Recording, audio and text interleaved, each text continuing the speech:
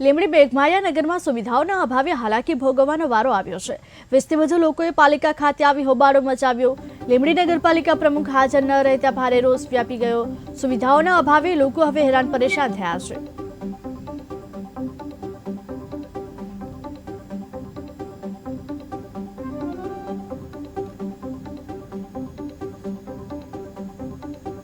અમારે લાઈન તો છે જ નહીં, તમે જોવા તો આવો અહીં તો તમને ખબર પડે। અમારે પેલા લાઈન નાખો, અહીં લાઈન નાખે તો પાણી આવવાની, અહીં 3-4 દિવસથી તો પાણી આવતો જ નથી। કોને કેવું, તમે તો સાંભળતા નથી। નગરપાલિકા વાળા તો એમ કહે કે દિવાળી, પણ કી દિવાળી? આ દિવાળી કે આ દિવાળી? કી દિવાળી? તમારી દિવાળી તો હોવી જોઈએ ને।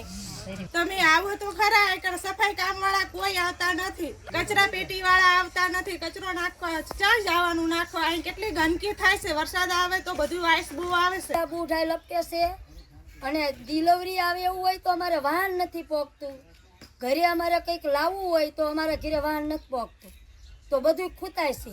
તો અમને ગટરની લાઈન હારી નાખી દો, રોડ બનાવી દો અને પાણી પુષ્કળ આપો।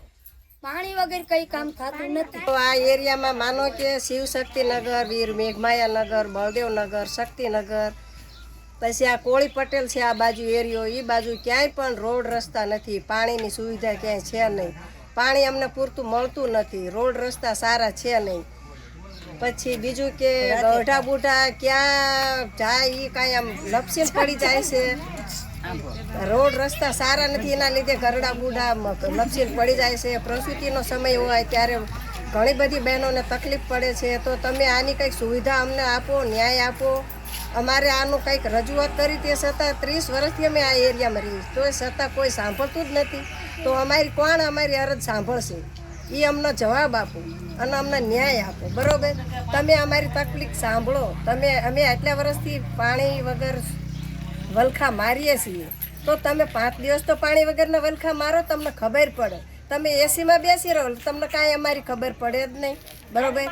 તો તમે એક વખત આ બાજુ આવો, અમારો ન્યાય, અમારી સમજૂતી સાંભળો, અમારું કંઈક વાતચીત સાંભળો તો તમને ખ્યાલ આવે। આવતું નથી।